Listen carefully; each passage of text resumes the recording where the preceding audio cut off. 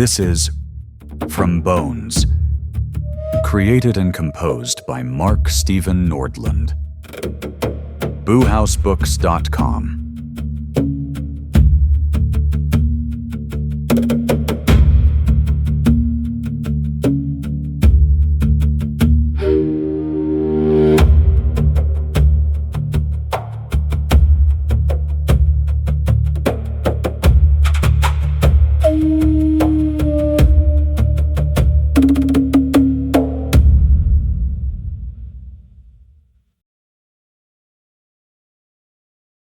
The first sign that the weekend had become a mistake lay half-hidden beneath ferns nearly a mile from camp.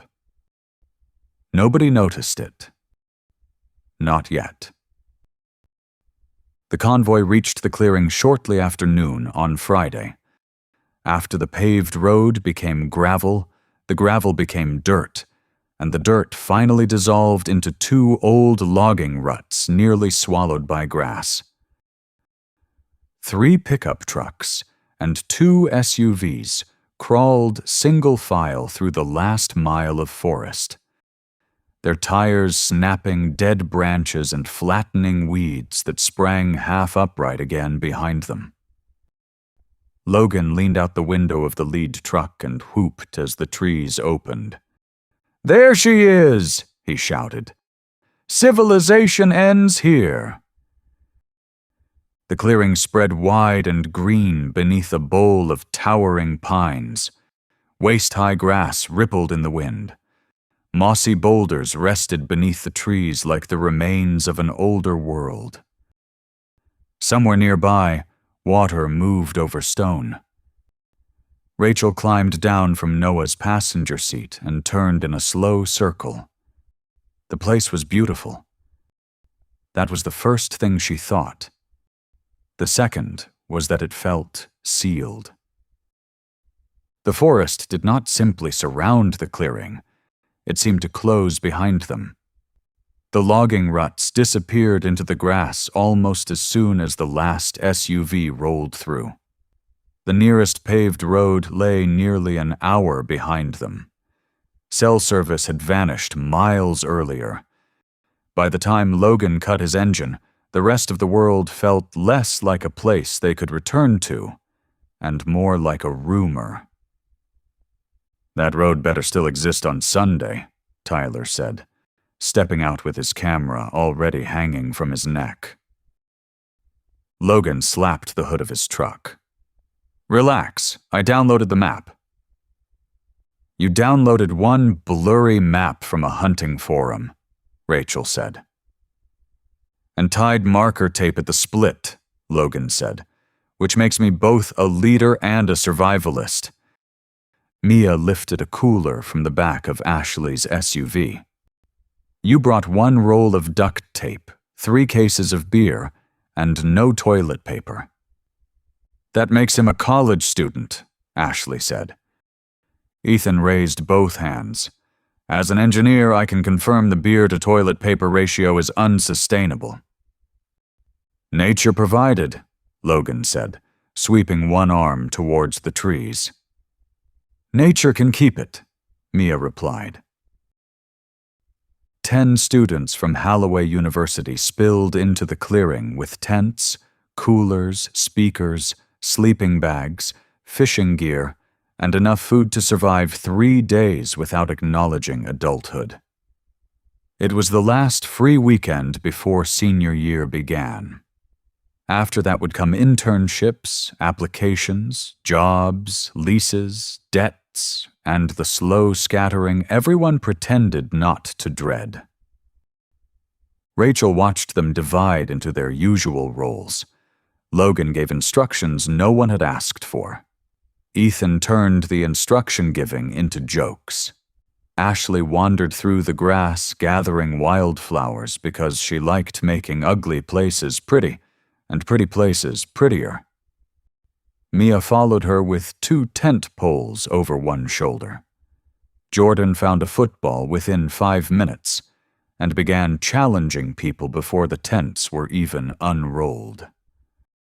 Spencer took one look at the fire pit, declared their existing wood supply embarrassing, and went to fetch his axe. Tyler photographed all of it. Noah stood beside Rachel at the edge of the clearing, looking into the trees. "You okay?" she asked. He glanced at her. "Yeah." "You're doing your thinking face." "I don't have a thinking face." "You have 3 faces: thinking, annoyed, and pretending you aren't annoyed." That made him smile. Rachel knew his smiles better than she knew most people's voices. Noah had sat beside her in freshman calculus because every other seat was taken. 4 years later, their friendship had become one of those quiet, complicated things everyone else kept trying to name. They had never dated. They had never not been close. Rachel had stopped explaining it. Noah looked back at the tree line. "Logan said people used to vanish out here." Rachel rolled her eyes. "Logan also said raccoons could open combination locks." He was serious about this one. "Missing hikers are like haunted houses. Every town gets one." Tyler overheard and swung his camera toward them. Actually, this forest had 3 separate missing person cases in the 90s. 2 hikers, 1 hunter, and some girl from the old ranger station. "Thank you," Noah said. "No," Rachel said. "Do not thank him." Tyler grinned. "Also, there was supposedly a cult." "There was not a cult," Logan shouted from across the clearing. Tyler lowered his voice. "That's exactly what a cult would say." Rachel laughed, despite herself. The sound loosened something in her chest. The place was only a clearing. The woods were only woods. Missing hiker stories followed remote places because people liked being scared in safety. Within an hour, music echoed between the pines. Tents rose in a crooked semicircle near the fire pit. Someone hung lanterns from low branches. Ethan and Logan wrestled with a canopy that collapsed twice before staying upright.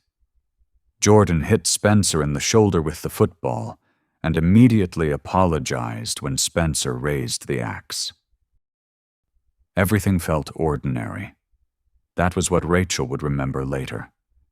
Not that the forest was strange from the beginning, but that it allowed them to believe it wasn't. Later that afternoon, Rachel, Noah, Tyler, Mia, and Dev followed a narrow deer trail into the woods. Dev had come along because he was pre-med, which he reminded people meant he needed sunlight, exercise, and mental enrichment unrelated to organic chemistry. Tyler had come because he claimed the forest owed him at least 1 portfolio-worthy shot. "If we see Bigfoot," he said, "I'm going viral."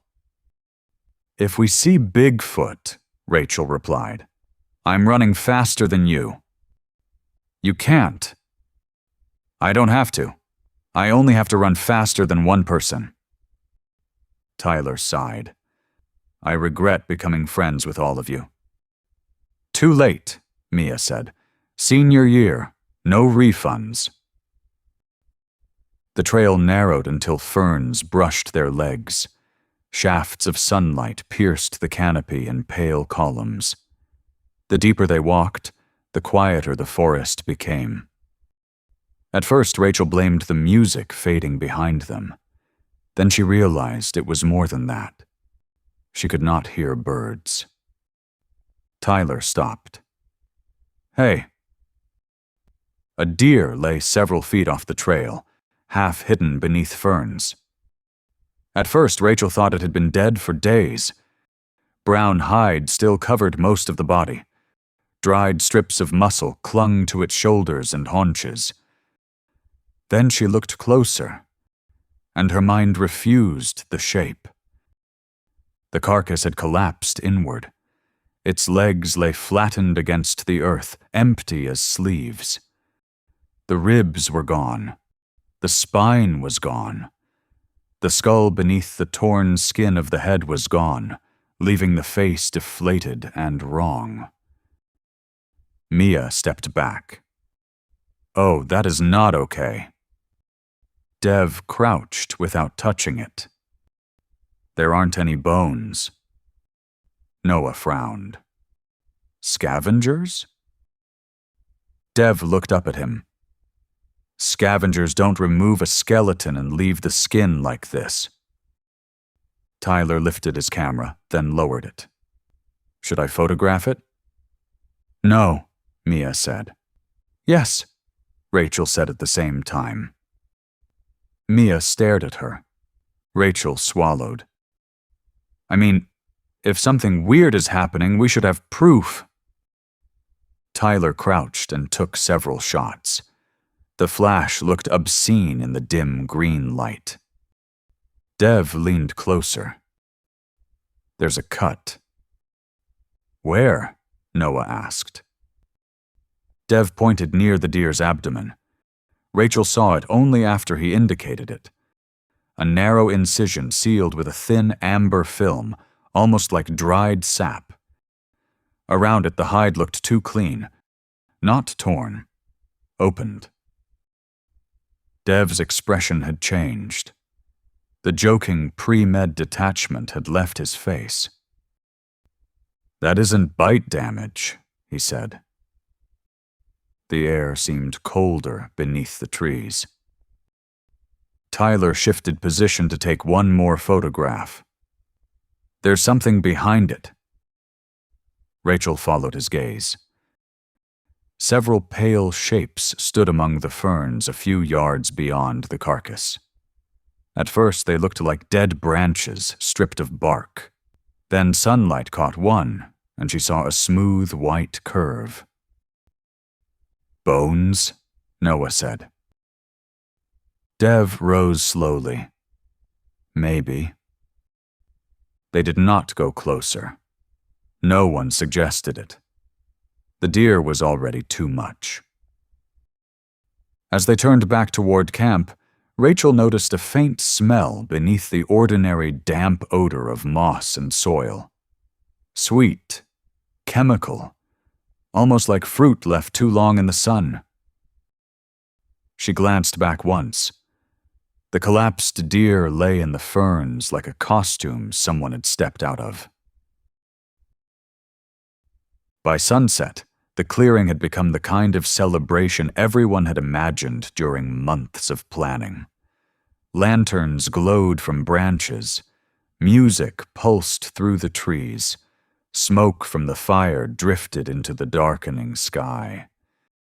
Ethan taught a version of line dancing so inaccurate that Ashley laughed until she fell into Mia. Logan raised a can. "Two terrible decisions," a chorus answered. Rachel lifted her drink with everyone else, but her attention slid towards the trees. The woods beyond the firelight seemed to end too abruptly. There should have been depth there. Layers of trunks and branches receding into darkness. Instead, the forest looked flat, as if the night had pressed itself against the clearing like a wall. Noah noticed her looking. "What?" "Listen." He did. Around the fire, everyone laughed and talked. The speakers crackled. A cooler lid slammed. Beyond all of that was nothing. No crickets, no frogs, no owls, no leaves stirring. Noah's smile faded a little. "That is weird." "Thank you." "Probably the music?" "Probably," Rachel said. Neither of them sounded convinced. Across the fire, Tyler was telling Jordan about the deer. "I'm serious," Tyler said. "It looked unzipped." Jordan snorted. "Nature's disgusting." Nature doesn't use surgical technique. Dev looked up from his drink. That is actually what bothered me. Do not encourage him, Mia said. Logan tossed another branch into the fire. Animals die in the woods. Welcome to outside. Animals usually keep their skeletons, Tyler said. Maybe somebody collects bones. From deer? People have collected weirder stuff. The conversation moved on because everyone wanted it to. The music got louder. The fire grew higher. The strange silence retreated beneath noise and alcohol, and the determined belief that the weekend could still be what they had planned. Shortly after midnight, Noah wandered away from camp to relieve himself.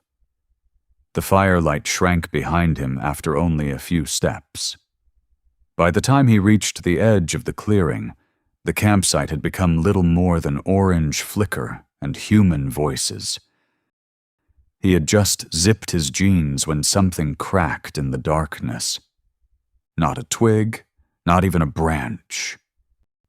It sounded like an entire young pine snapping cleanly in half. Noah froze. Several seconds passed. Another crack echoed from deeper in the woods. Then another. Each sound came after almost the exact same interval. Heavy, measured, purposeful. Noah held his breath. The sounds were not moving toward him. They were not moving away. They seemed to be circling the clearing at a distance, marking points around the camp one by one. Crack, pause. Crack, pause.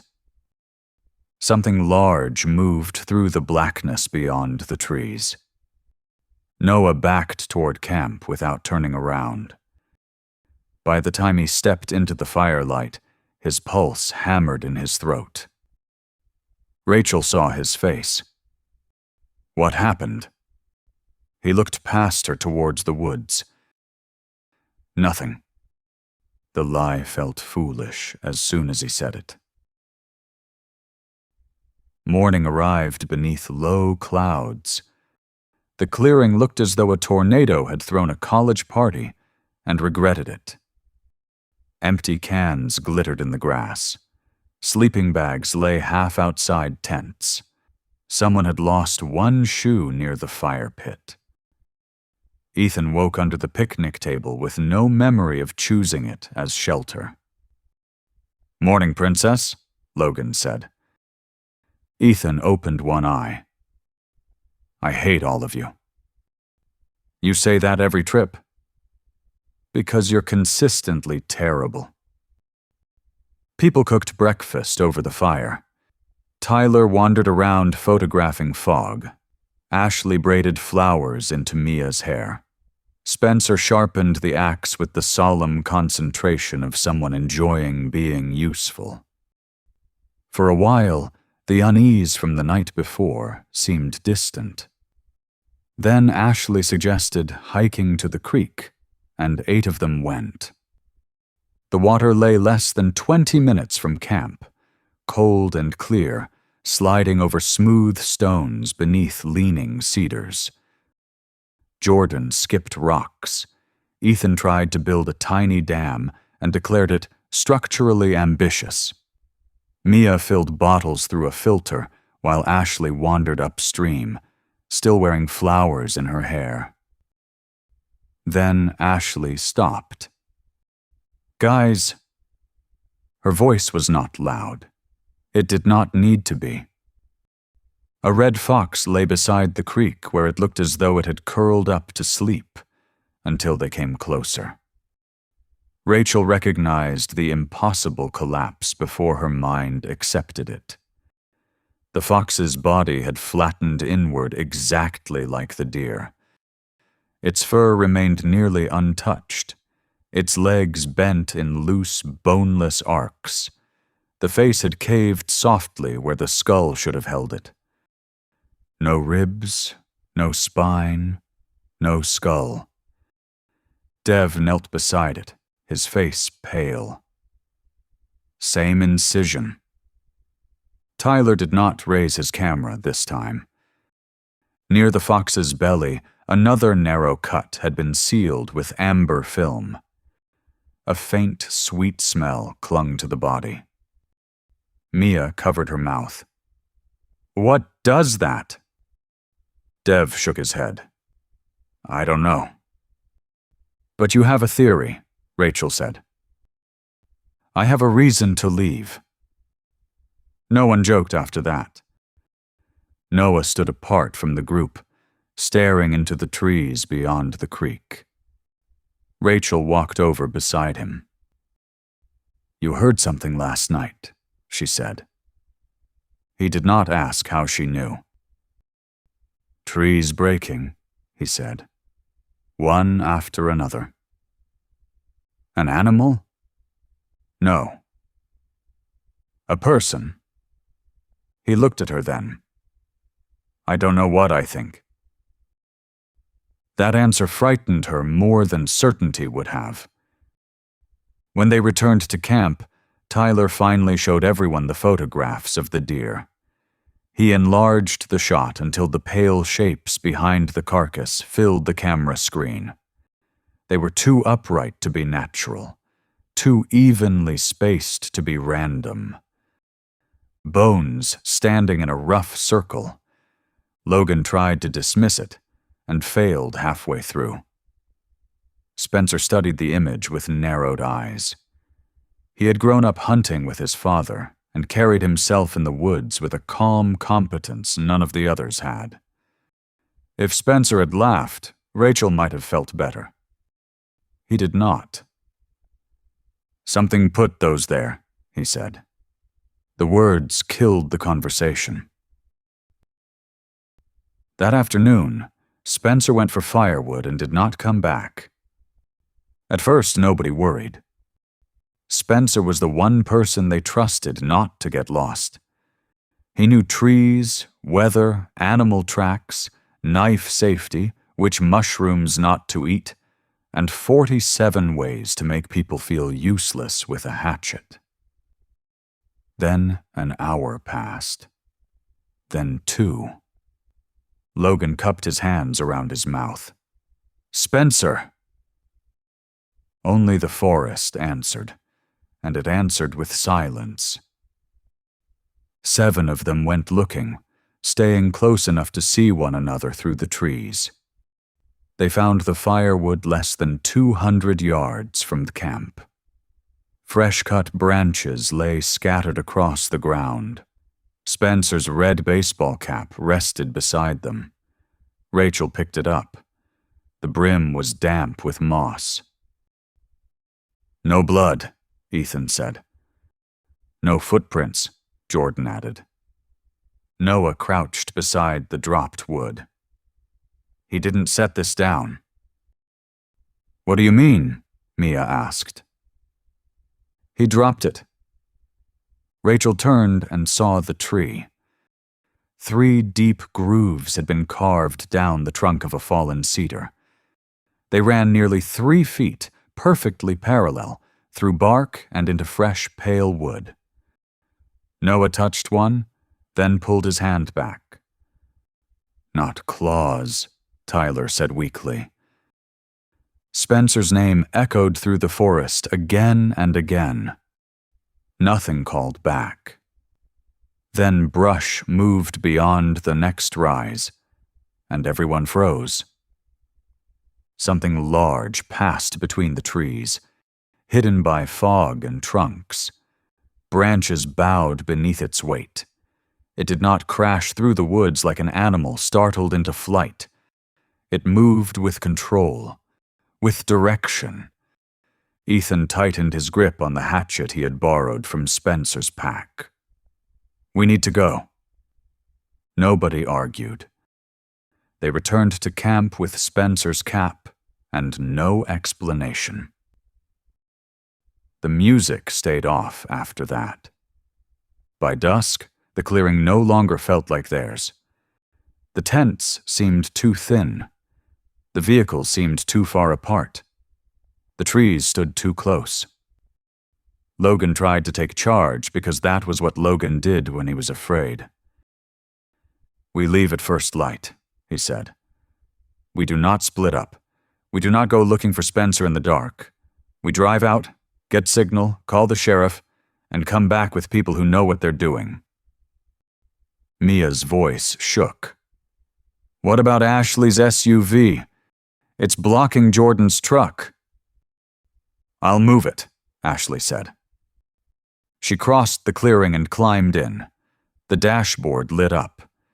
The starter clicked weakly once, twice, then died. "That's not good," Jordan said. Logan walked to his truck. Battery probably drained. His truck did not click. It did not light up at all. He opened the hood and went still. "What?" Rachel asked. "The battery cable's cut." Noah joined him. The copper strands had not frayed. They had been shaved cleanly apart. Across the clearing, Ethan lifted the hood of one of the SUVs. "This battery's punctured." Jordan shouted from his pickup. "My belts are gone." "Gone?" Mia repeated. "As in, not here." Noah tried his own truck. The engine turned over once, coughed, then died. He checked beneath the hood, then crouched under the frame. "Fuel line," he said. "Cut clean through." Panic spread faster than words. Every vehicle had been disabled differently. Not damaged in a frenzy, not smashed. Studied, opened, rendered useless by someone who understood what each machine needed in order to function. Ethan backed away from the SUV. An animal didn't do this. No one disagreed. Rachel looked toward the faint track where they had driven in. The two ruts were nearly invisible now in the grass. The old logging road had never really entered the clearing. It had merely brushed against it, then vanished beneath weeds and pine needles. Logan had marked the last turn with orange tape. But that marker was somewhere back in the trees, beyond darkening woods, and whatever had moved through them. The clearing felt less like a campsite now. It felt like a pen. They built the fire too high that night. Nobody said that was why. They simply fed it branch after branch until sparks climbed into the clouds and shadows leapt among the trunks. Chairs, coolers, and packs were pulled into a tight circle. Flashlights lay within reach. Ethan sharpened the camp hatchet, even though his hands shook. Noah wrapped one end of a long steel tarp stake in duct tape until it formed a crude grip. It did not make Rachel feel safer. It made her understand how little they had. They agreed on watches. Tyler and Ethan took the first. Noah and Rachel took the second. Logan and Jordan would take the last while Mia and Ashley tried to sleep. Nobody trusted sleep, but fear had limits. Exhaustion crept in around the edges anyway. Rain began after midnight, soft at first, then steady. The fire hissed. The orange tape Logan had tied to a branch near camp slapped wetly in the wind, then tore loose and vanished into the dark. Rachel sat shoulder to shoulder with Noah beneath the canopy during their watch, staring at the trees until every trunk seemed to shift when she blinked. "Do you think Spencer's alive?" she whispered. Noah took too long to answer. "I think we need to believe he is until we get help." "That's not an answer." "No," he said. "It isn't." Near 4 in the morning, the rain became mist. Logan took over the watch with Jordan, but both men were half dead on their feet. Rachel lay down in her tent without removing her shoes. Then, Mia screamed. Rachel lurched upright and burst from the tent into gray pre-dawn. Mia stood barefoot in the wet grass, one hand pointing toward Ashley's tent. One side had been sliced open from top to bottom. Ashley was gone. Her sleeping bag lay half outside the opening. A few strands of blonde hair clung to the zipper. The fabric had not been ripped by panic. It had been cut. Logan stood a few feet away, face empty with shock. "I was awake." Nobody answered. "I was awake," he said again, softer. "I didn't hear anything." Noah knelt by the tent. Deep grooves scored the damp grass beyond it. They looked like drag marks for 30 yards. Then they stopped at the base of a white pine. Rachel raised her flashlight. Fresh scars climbed the trunk. 3 parallel grooves.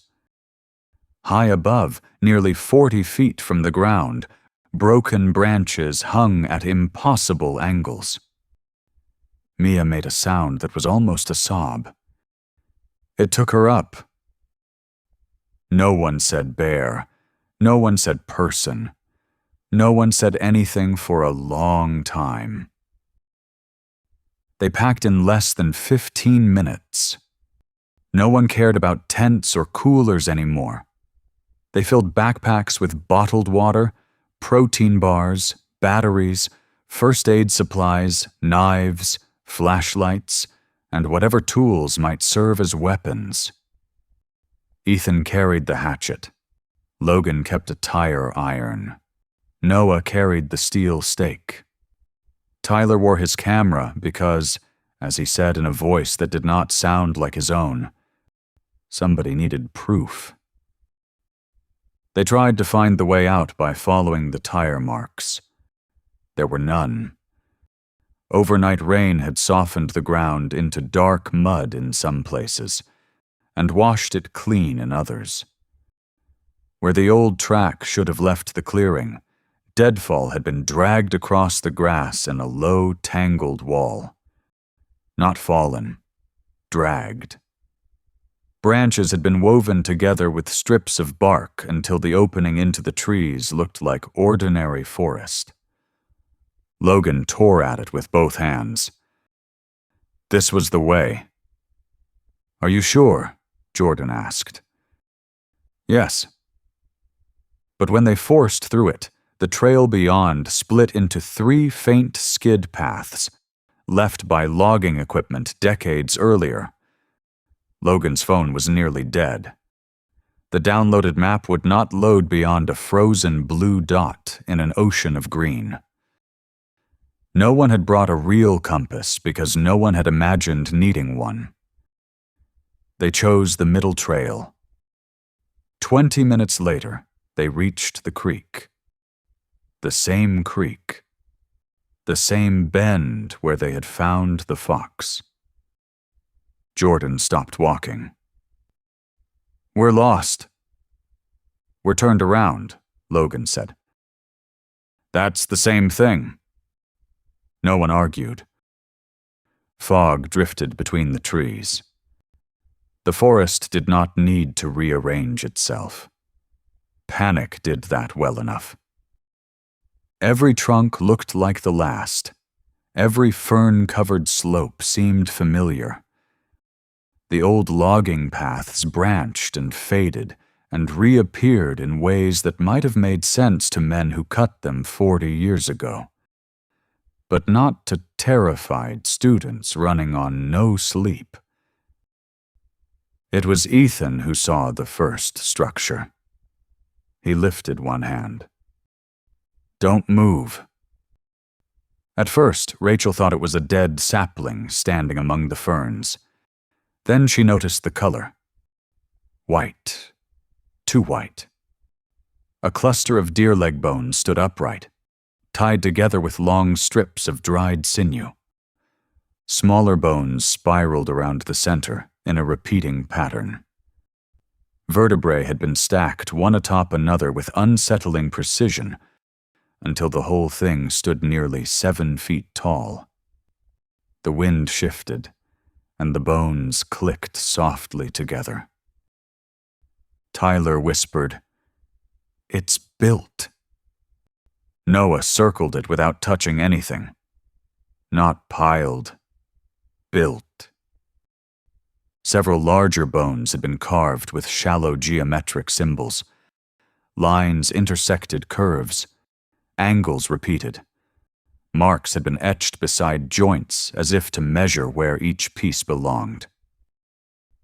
Mia covered her mouth. Someone made this.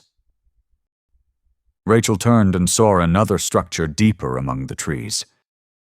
Then another, and another. Some resembled tripods. Others were partial circles. One hung suspended from a branch by braided strips of hide. No two were identical, but all seemed to be attempts at the same idea, each solving a problem the previous one had failed to solve. "They're prototypes," Dev said. Everyone looked at him. He swallowed. "That's what they look like. Models? Tests." The word made the forest feel worse. Something had not merely collected bones. Something had been practicing. A twig snapped behind them, not loudly, carefully. Everyone turned. Nothing stood between the trees. The fog moved.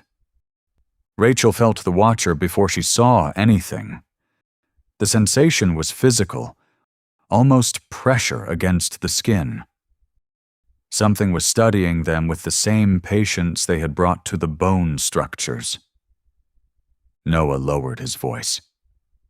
"We need to leave." They had gone less than 200 yards when Jordan stopped. "Where's Dev?" Rachel counted before she understood why. Logan, Noah, Mia, Tyler, Ethan, Jordan, Rachel. 7. There had been 8. "Dev!" Logan shouted. The name echoed away. No answer. Then a scream came from above. Every head snapped upward. Dev hung nearly 30 feet off the ground, pinned against the trunk of an enormous pine.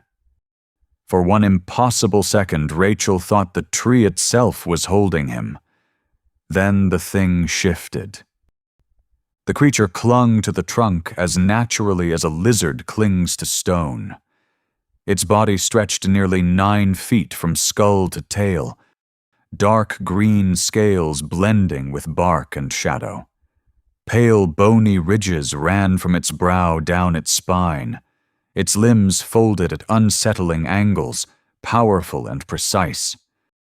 A thick tail wrapped around the trunk for balance. Its eyes were metallic gold. Not wild. Focused. One 6-fingered hand held Dev by the throat. The other rested against his chest with almost terrible gentleness. A long black claw slid beneath Dev's breastbone. Rachel saw a thin glimmer of amber fluid bead around the wound. Dev screamed again. The creature did not slash. It did not tear. It opened him with the care of someone who knew exactly where every bone lay beneath flesh. Mia whispered, "Oh my God." Logan hurled the tire iron. It struck the trunk several feet below the creature. The creature barely looked down. Its eyes settled on the students below, not with rage or hunger, but with irritation. The expression was horribly familiar. A worker interrupted at his bench. Then it climbed, not down, up It carried Dev effortlessly into the canopy. Branches shook. Leaves fell. Dev's screams grew weaker, then stopped. No one moved. No one breathed. Rachel understood then that all their careful plans had meant nothing. Staying together had not saved Dev. Weapons had not saved him. Daylight had not saved him. "Run!" Noah shouted. They ran. Not together. Fear broke them apart. Rachel grabbed Mia's wrist and dragged her downhill. Ethan crashed through brush to their right. Tyler stumbled over a log, rolled, came up bleeding, and kept moving. Jordan vanished behind young pines, then reappeared ahead. Above them, something moved through the canopy. It did not chase wildly. It kept pace. They stopped only when they reached the creek again. Rachel bent with her hands on her knees, unable to pull enough air into her lungs. One by one, the others emerged. Noah, Mia, Tyler, Jordan, Logan, Ethan, 7 with Rachel. Still 7. No Dev. Tyler staggered to the creek and vomited. "I saw it," he said, wiping his mouth with a shaking hand. "I saw its hands." Nobody doubted him. Rachel could still see the claw sliding beneath Dev's breastbone. She could still smell that sweet amber chemical. "It wasn't eating him," she said. Noah's face had gone gray. "No, it was opening him." "For the bones," Ethan said. The word sounded absurd and obvious at the same time. The creek flowed quietly beside them. Something pale drifted around the bend upstream. Rachel stared. At first she thought it was cloth. Then the current rolled it gently, and 5 fingers spread beneath the water. A human hand bumped against a rock and turned over. Its skin remained intact. Its fingers bent in soft, impossible directions because nothing remained inside them. Mia made a broken sound. Jordan stepped backward and sat hard on a fallen log. "We're dead." No one contradicted him. The hand drifted past and vanished downstream. Noah crouched beside the water, breathing hard. "It isn't wasting anything." "What?" Logan said. "The deer, the fox, Spencer, Ashley, Dev." Noah looked toward the forest. "It removes the skeleton and leaves the rest." "That's supposed to help?" Jordan snapped. "No, but it tells us something." Noah swallowed. "It doesn't just kill. It harvests." Rachel understood the difference and hated him for being right. Animals hunted because they were hungry. People hunted for food, trophies, profit. Whatever lived in these woods needed bone. Everything else was waste. They followed the creek downstream because water had to lead somewhere. That was Jordan's reasoning, and it was the closest thing they had to a plan. The forest changed as they moved. At first, Rachel thought fear was making her notice patterns where there were none. Then Tyler saw the trimmed branches. Ethan noticed stones moved away from narrow paths. Noah found a fallen tree that had been cut through by something rougher than a saw, but just as intentional. Dead wood lay stacked beneath cedars in neat piles. Clearings had been opened where there should have been brush. The woods were not wild here. They had been arranged. The smell reached them before the clearing.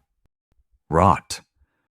Old death layered over older death, mixed with wet earth and the same sweet chemical odor that clung to the boneless bodies. The air seemed thick enough to chew. Tyler stopped. "No," he gasped. No one asked what he meant. The trees opened. Bone towers rose from the earth like the ruins of an impossible cathedral. Some stood 20 feet tall. Others curved into sweeping arches woven from ribs and vertebrae. Columns spiraled upward from stacked femurs belonging to animals large and small. Deer skulls, fox skulls, coyote skulls, bear skulls, and human skulls had been fitted into the structure, not displayed as trophies, but placed where their shapes served a purpose. Rachel saw dozens of human skulls, then more. Some old and weathered, some stained dark, some terribly clean. Tyler whispered, "The missing hikers." No one corrected him. The story had been a joke at camp, a local legend, a warning passed between people who liked being scared. Now the skulls stared from the bonework and made history of it. Noah looked at the arches. It's engineering. The word should not have fit. It did. Large bones carried weight. Smaller bones locked gaps. Vertebrae formed flexible joints. Antlers reinforced corners. Dark red resin sealed pressure points. Some joints had failed and been repaired. The replacements marked with tiny symbols carved in repeating patterns. Everything served a function. Everything had been measured. At the center stood a circular opening nearly 30 feet across. Around it were pale bones unlike anything Rachel had ever seen. Some curved like ivory crescents. Others branched into honeycomb patterns no earth animal could have grown. They formed a ring that looked almost complete. Almost. One section remained unfinished. The empty space was roughly human-shaped. 2 legs, pelvis, spine, ribs, arms, skull. Not a decorative outline, a frame, a calibration form. Each socket had been carved to receive a particular joint. Each angle depended on the next. Noah whispered, "It needs one intact skeleton." Ethan's voice cracked. "A person." "Not pieces," Rachel said. Her stomach turned as she understood the rejected bones scattered near the base of the ring. Femurs too short, ribs cracked, skulls damaged during capture. Human remains sorted like unsuitable lumber. "It needs one that fits," Noah said. "Complete, undamaged." Mia pressed both hands over her mouth. Somewhere beneath the great structure, something scraped softly across stone. Everyone dropped behind a low ridge of moss-covered rock. The sound came again. Slow. Rhythmic. Work. Rachel eased forward until she could see beneath the nearest arch. The creature emerged from shadow carrying a bundle wrapped in cured hide. Human hide. Standing upright, it towered nearly 9 feet tall. Its left side bore old scars. One ridge along its spine had been broken long ago and healed crooked. It moved powerfully but not easily. Exhaustion clung to it in tiny signs. The hitch in one leg, the careful way it avoided putting weight on its wounded side, the way its shoulders rose and fell after every heavy lift. It had been here a long time. It knelt beside the unfinished ring and unwrapped the bundle. Bones. Freshly cleaned. It lifted a femur, held it against the empty socket, paused, then set it aside. Rejected. Another femur. Too short. Another. Cracked. Rejected again. It was not worshipping. It was not celebrating. It was troubleshooting. Tyler's camera trembled softly in his hands. Noah barely breathed. It's measuring. The creature selected a rib cage section and held it up to the frame. One side had splintered. It clicked once, softly, and discarded it. Rachel felt sick. Spencer. Ashley. Dev. Maybe none of them had been right. Maybe all that terror, all that pain, had produced only unusable parts. The creature stopped. Its head lifted. It inhaled once, twice. Rachel's skin went cold. Without moving the rest of its body, the creature turned toward the ridge where they hid. Its metallic eyes narrowed. Not angry. Evaluating. Measuring. Rachel whispered, "Run!" The creature exploded into motion. It crossed half the clearing in a blur. Its claws slammed through the fallen log they had hidden behind, splitting ancient wood into flying splinters. Everyone scattered. Jordan stumbled backward. The creature ignored him. It lunged directly toward Noah. Rachel understood why a heartbeat later. Noah carried the steel stake. The creature saw the weapon first, the person second. Noah thrust forward. The sharpened steel scraped across the creature's ribs, drawing a thin line of dark blue blood before glancing away. The creature looked down at the wound. Curious. Then its tail struck. Noah flew backward into a pile of bones. Rachel heard the crack before he screamed. His left arm folded beneath him at a wrong angle. "Noah!" Logan charged from the side with the hatchet. The blade buried itself in the creature's shoulder. Blue blood splashed across white vertebrae. For the first time, the creature reacted. Not with rage, with surprise. It turned slowly toward Logan, looked at the embedded hatchet, and pulled it free. It studied the blade for one terrible second, turning it over in its hand. Learning. Then it struck Logan with the back of its arm. Logan hit a pine hard enough to shake needles from the branches and collapsed into the ferns. Jordan ran to him. "Logan!" The creature looked from Logan to Jordan, then to the unfinished portal. Its priorities shifted visibly. The work mattered more. Always.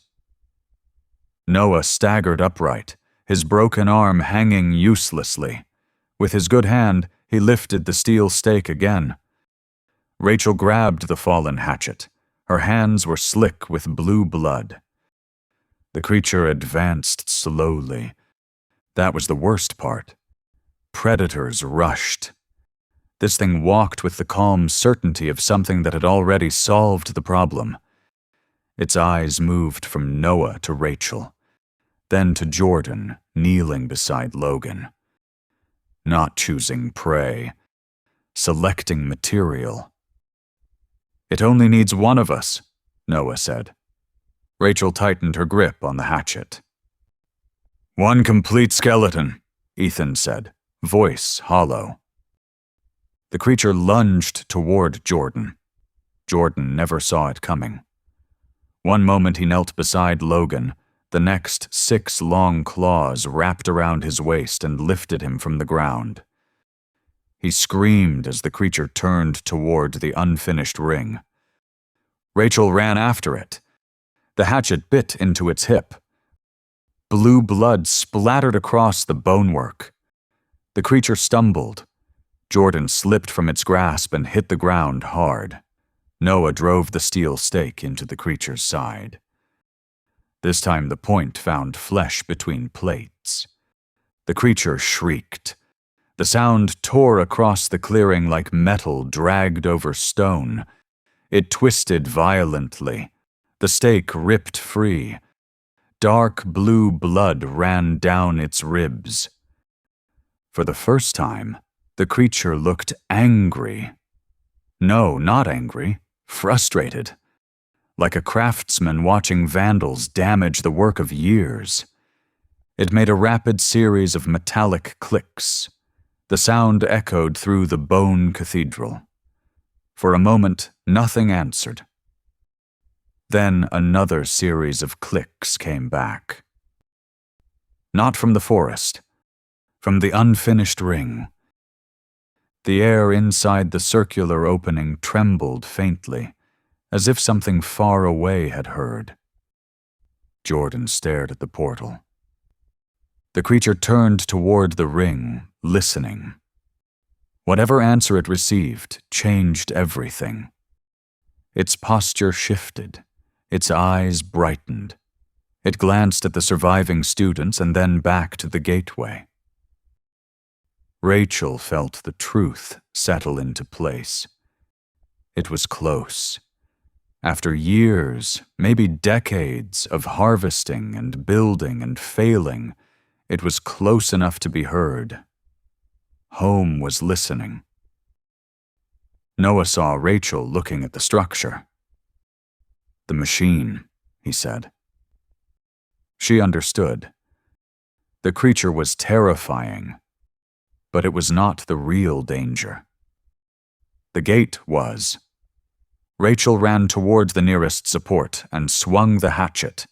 The blade struck a joint where 2 enormous curved bones met.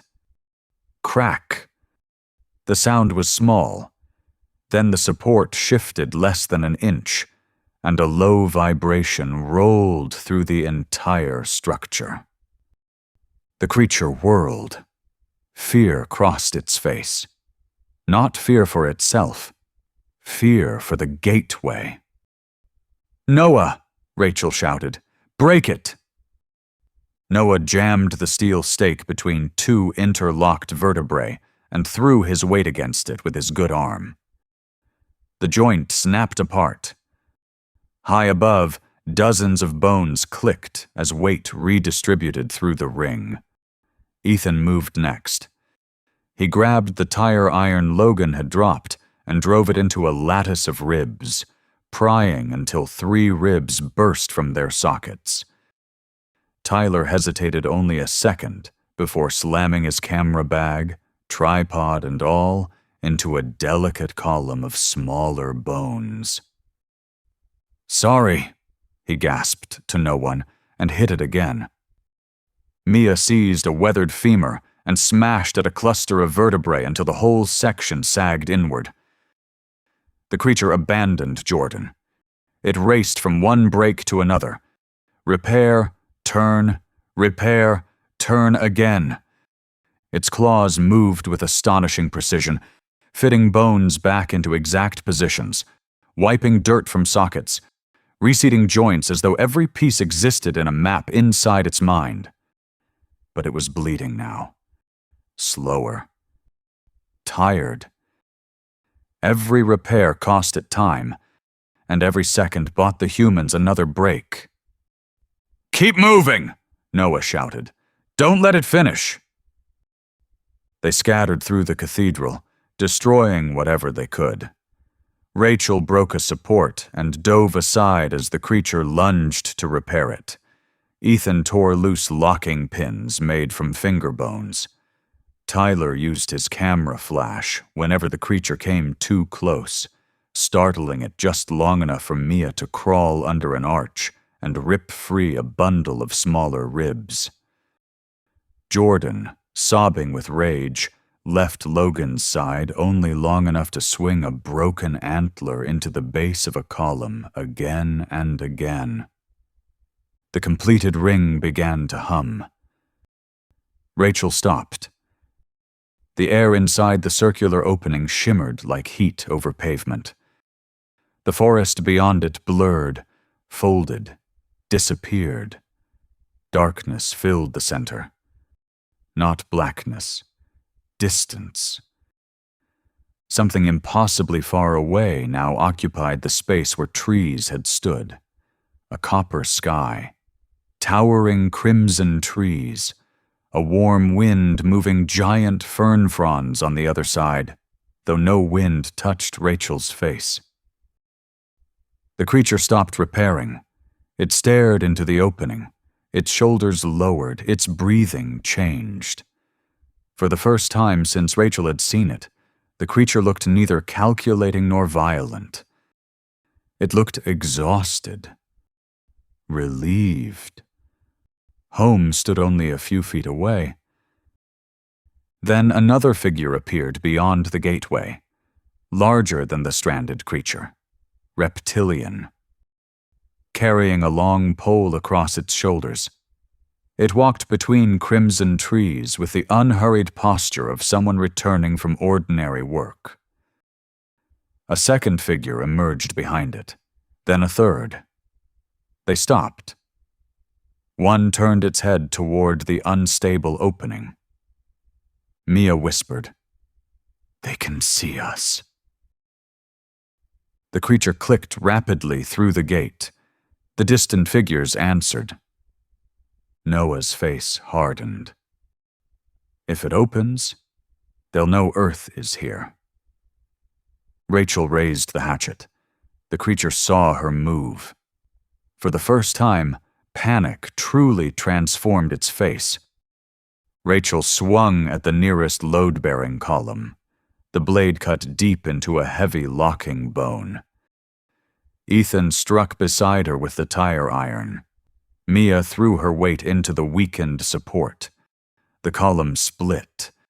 The entire structure lurched. The copper sky rippled like water. The creature screamed and raced toward them, abandoning the threshold, abandoning home, abandoning everything except alignment. It shoved the broken column upright with one shoulder and began forcing bones back into place with frantic speed. "Noah!" Rachel shouted. "The braces!" He saw them. Several long antlers had been woven diagonally through one side of the structure, locking multiple supports together. Noah wedged the steel stake beneath the lowest one.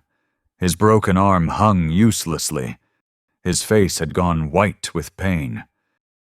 Rachel ran to him. Together they pulled. The antler snapped free. A chain reaction raced upward. One brace slipped, then another, then another.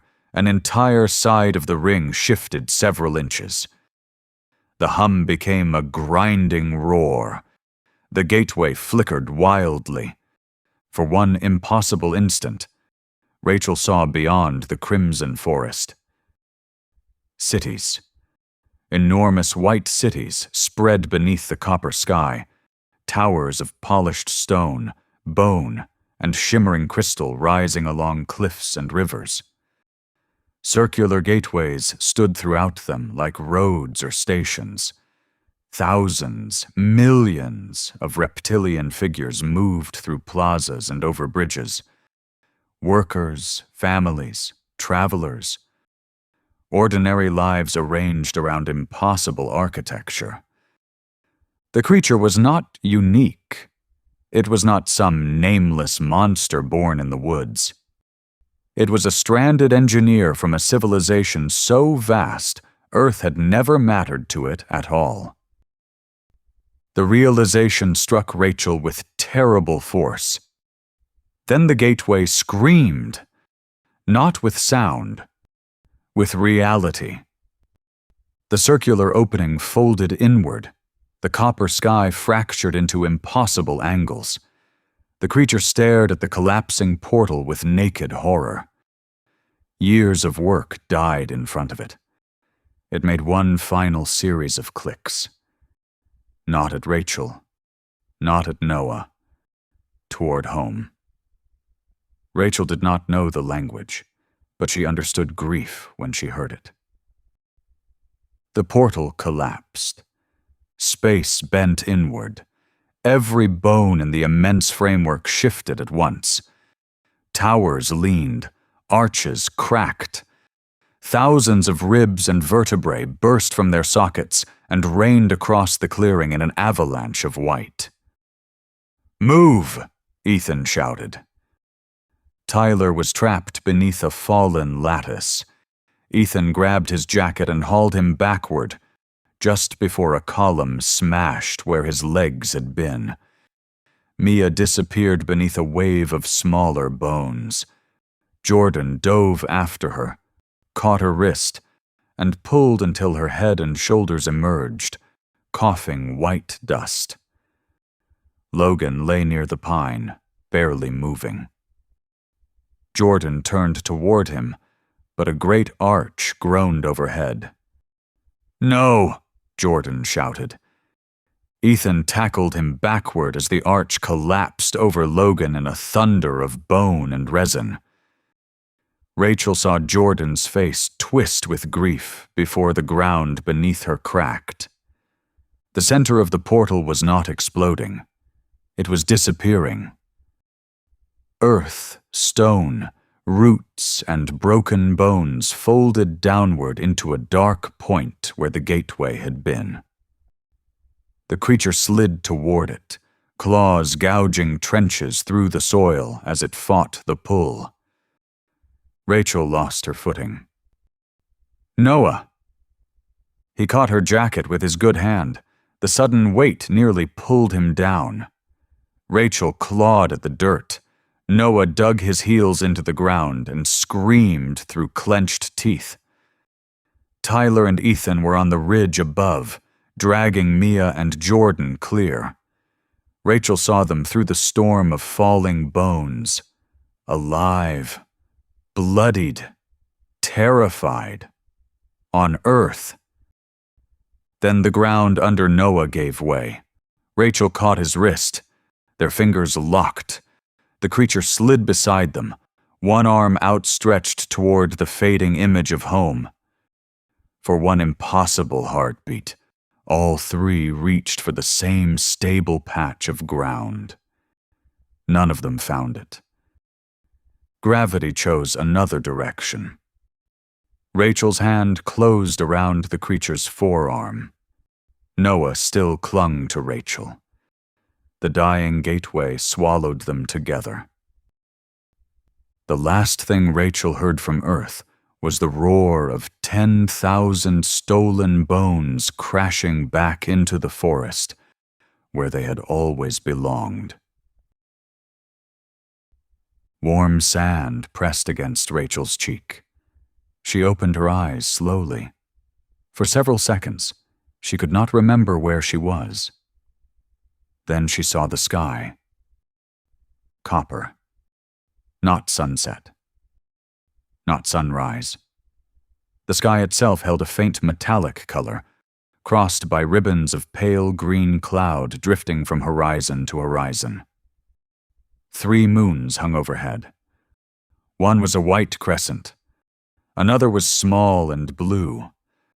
The third dominated the heavens, its cratered scars visible even in daylight. Rachel pushed herself upright. Every muscle protested. "Noah!" Her voice barely worked. A groan answered from several yards away. Noah lay on his back in black sand, pale but breathing. His broken arm rested against his side at a terrible angle. When he saw her, he managed a smile. "We're alive," he said. Rachel looked around. The beach stretched along the edge of a broad, dark river.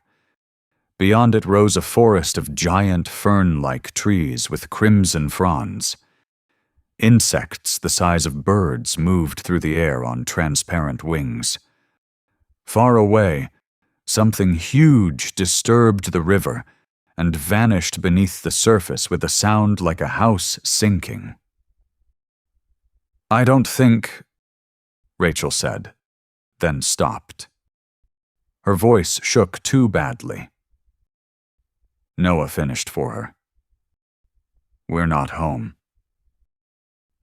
They climbed the nearest ridge together, slowly, Noah leaning on her with every step. The valley beyond stole the last of Rachel's certainty. Forests of towering red-green plants rolled across hills beneath the copper sky. Broad rivers split the land into shining ribbons. Herds of enormous six-legged animals moved across distant plains. Winged creatures glided on warm currents without flapping, shadows passing over the ground like drifting clouds. Then Rachel saw the city. It covered the far side of the valley. Great white towers climbed into the sky. Bridges swept between cliffs carved into geometric forms. Circular gateways, identical in shape to the one built from stolen bones on Earth, stood throughout the city like train stations, public squares, or roads. Countless reptilian figures moved among them. Workers, families, travelers, citizens. An ordinary civilization beneath an impossible sky. The stranded builder had never been a mystery here. It had been one person missing from home. A rhythmic clicking sounded behind them. Rachel turned. The creature lay among shattered black stones at the base of the ridge. Its wounds still bled dark blue. Its breathing came shallow and wet. One arm bent beneath it at an angle even its alien body could not survive. Rachel found a jagged stone and approached. Noah watched but did not stop her. The creature looked up as she came close. It made no effort to defend itself. Its eyes drifted past her toward the distant city. Toward home. Rachel raised the stone, then stopped. She saw Spencer's cap in wet moss, Ashley's torn tent, Dev pinned to the tree, Logan disappearing beneath the falling arch, the boneless hand rolling in the creek. The creature had done all of that. It had not been innocent. It had not been only a victim.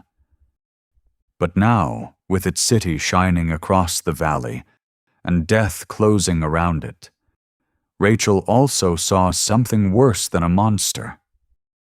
She saw a person who had done monstrous things because desperation had become a god. The creature reached slowly toward the braided cord around its neck. Rachel stepped back, but it only removed a polished bone pendant and extended it to her with trembling fingers. She hesitated, then took it. Tiny markings covered the pendant, angles, circles, coordinates, measurements. Not decoration, instructions. The same language carved into the bone structures on Earth. The creature pointed weakly toward the city, then toward the pendant, then toward Rachel and Noah. A gift, or a warning, or a debt. Its hand fell. The creature looked toward the distant gateways one final time. Its eyes closed. Its breathing stopped. Rachel stood over it for a long while. "I don't forgive you," she whispered. The dead creature did not answer. Far below, movement appeared along a broad white road leading from the city. Several six-legged vehicles approached in disciplined formation. Dozens of reptilian figures traveled with them, carrying polished staffs and instruments that shimmered beneath the copper light. They were not charging. They were not hunting. They were investigating. The brief opening of the broken gate had been seen. Noah stepped beside Rachel, cradling his broken arm. His face was gray with pain, but his eyes stayed on the approaching expedition. Rachel closed her hand around the pendant. "What do we do?" Noah looked at the dead builder, then at the city, then at the figures crossing the valley toward them. After a long silence, he smiled sadly. "I think," he said, "we become the mystery." Together they stood beneath the copper sky as the first representatives of another world approached two frightened humans who should never have existed. The hunt had ended. A stranger story had begun.